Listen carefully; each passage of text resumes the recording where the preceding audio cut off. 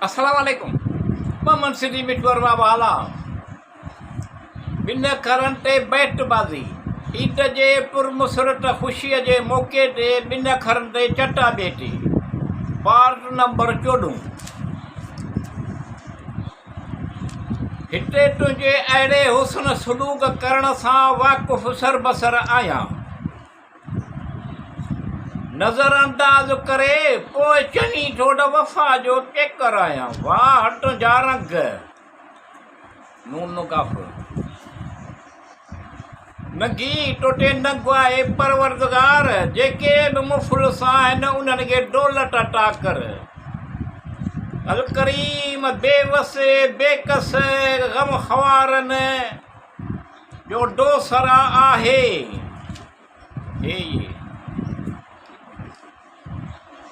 हे कांदा हाल हीणा सूरजण जीणा लॻा पिया आहिनि करम कर करीम तोखे सभु मालूम आहे जेके बीमार आहिनि उन्हनि खे सिहत अता करे अल रहमान अल रहीम दर्द वारनि वेचारनि जो ख़ैरुल वरा आहे हेतिरनि रातिनि जो जागो रातिनि जो तोखे सारियूं था यादि करियूं था बाजारा महिरबान बाज करे तोखे मालूम आहे जो हर हर पड़लाओ पाछूले जो सिज ब पाछा विच ॾींहं जो उस में कॾहिं ठॾाओ कॾहिं तेज़ झक झोले जो पा झकर बाजारा रेल राटी डजी सभु रंग इंडलठ में कुदरत जा हसीन नज़ारा अछो कारो ॻाढ़ो साओ बिलू फिरोज़ी ज़रदो रंग पोइ वरी ॿ रंग मिलाइण सां टियों रंग थिए थो ईअं हज़ारे रंग नून काफ़ नगी टोटे नंग आहे रिस्क रोज़ीअ में उन्हनि खे बरकत ॾे अव्वल आख़िर ख़ैरो बरकत कॾो ख़ुशि हाल कर आला उला आहे ही प्यार मोहबत सां लिखियलु आहे ख़ुशि ख़त इहो बि मूंखे चवे थो मुंहिंजो मुंहुं वाह नून वंड महाल अहवाल ॿुधनि पिया सम्झनि तदारक कनि मुंहिंजे वस में हुयो जेको इहो कयो मूं वाह नून विंदुर कहिड़ी कंहिंखे मुंहिंजे ॾुखनि जी ख़बर हूंदी छा वंझ वठी कोॾी मल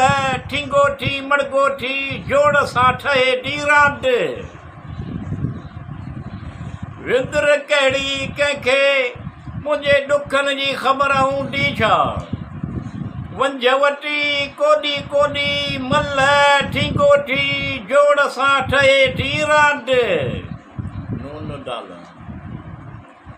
ॾिठी घणो बेजाडो नफ़्स खे जो नफ़्स मुतमइन नफ़्स जे करे शर्फ़ थियो मिलियो इंसान खे जो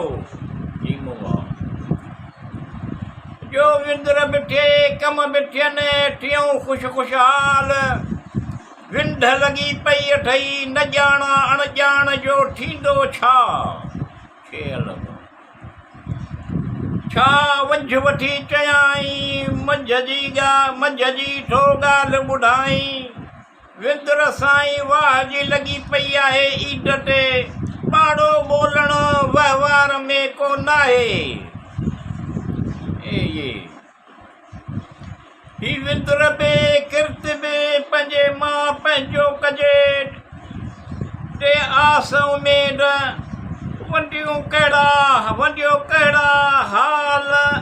वंडियूं कहिड़ा अहवाल खाइण पीअण महिल ईद ते गॾु